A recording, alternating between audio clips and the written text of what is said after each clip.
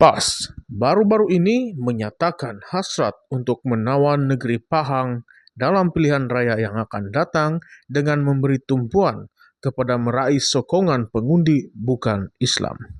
Ini merupakan satu strategi penting bagi PAS kerana Pahang telah lama menjadi kubu kuat parti-parti lain dan kini mereka melihat peluang untuk mengukuhkan kedudukan di negeri tersebut. Mengapa PAS memberi perhatian lebih kepada pengundi bukan Islam?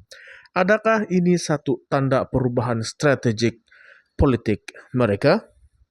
Menurut kenyataan Pesuruhjaya PAS Pahang, Rosli Abdul Jabbar, mereka telah melihat peningkatan sokongan daripada pengundi bukan Islam pada pilihan raya umum ke-15 yang lalu.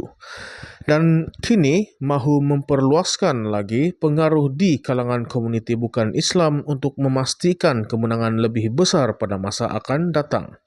Salah satu persoalan menarik yang timbul adalah adakah pendekatan ini mampu memecahkan stereotip politik bahawa PAS hanya untuk orang Islam? Adakah PAS kini bersedia untuk beroperasi dalam lanskap politik yang lebih inklusif dan pelbagai?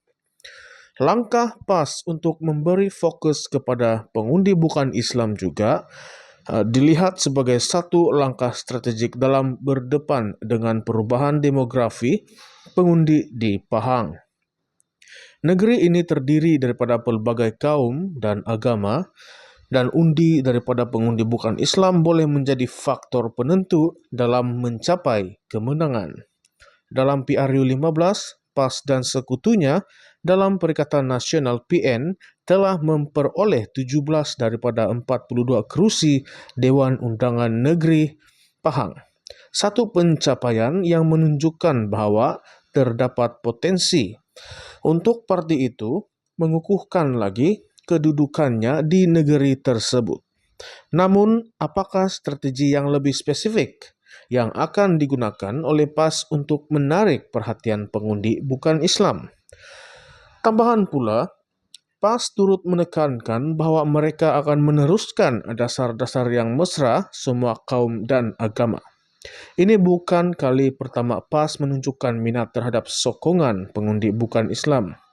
Sejarah menunjukkan bahawa PAS pernah cuba mendekati pengundi bukan Islam melalui sayap bukan Muslim yang dikenali sebagai DHPP atau Dewan Himpunan Penyokong PAS.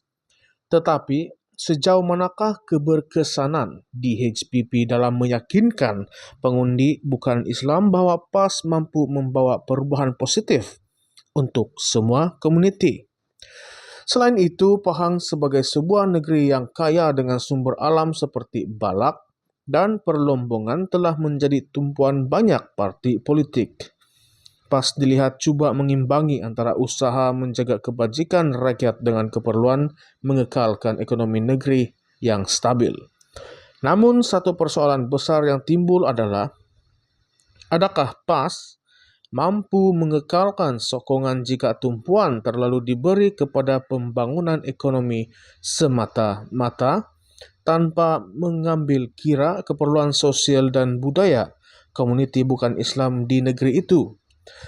Dalam usaha menawan Pahang, PAS tidak boleh mengabaikan cabaran dalaman dan luaran. Di satu pihak terdapat persaingan sengit daripada parti-parti lain seperti Barisan Nasional dan Pakatan Harapan yang sudah lama bertapak di Pahang. Pada masa yang sama, PAS perlu meyakinkan pengundi bahawa mereka mampu memerintah dengan adil tanpa mengira latar belakang, agama dan kaum. Bagaimana PAS akan menavigasi cabaran-cabaran ini? Adakah mereka mampu untuk terus mengekalkan sokongan pengundi Islam sambil menarik undi bukan Islam? Dalam pernyataan terbaru Rosli, beliau turut menyatakan bahawa PAS tidak menolak kerjasama antara mana-mana pihak selagi ia mendatangkan manfaat kepada rakyat Pahang. Ini membuka ruang kepada pelbagai kemungkinan kerjasama politik pada masa hadapan. Namun, adakah kerjasama sebegini akan memberi kesan terhadap identiti dan prinsip perjuangan PAS? Atau adakah ia akan mengukuhkan lagi kedudukan PAS sebagai parti yang fleksibel dan bersedia untuk beradaptasi dengan perubahan? Pada akhirnya, langkah PAS untuk menawan Pahang dengan memberi fokus kepada sokongan bukan Islam menunjukkan bahwa parti itu semakin matang dan memahami realiti politik semasa. Dengan lanskap politik yang semakin berpecah-pecah dan tidak menentu, pendekatan yang lebih inklusif mungkin merupakan kunci untuk PAS meraih kejayaan yang lebih besar pada masa akan datang. Persoalannya sekarang, adakah pendekatan ini akan berjaya atau adakah ia akan berdepan dengan tentangan daripada pengundi teras PAS sendiri? Dalam PRU seterusnya semakin hampir, semua mata tertumpu kepada bagaimana PAS akan melaksanakan strategi mereka. Mereka telah menunjukkan kemampuan untuk menyesuaikan diri dengan kehendak pengundi, tetapi adakah mereka bersedia untuk melangkah lebih jauh dan menjadi parti yang benar-benar bersifat nasional dan inklusif? Ini adalah persoalan yang hanya masa akan menjawab.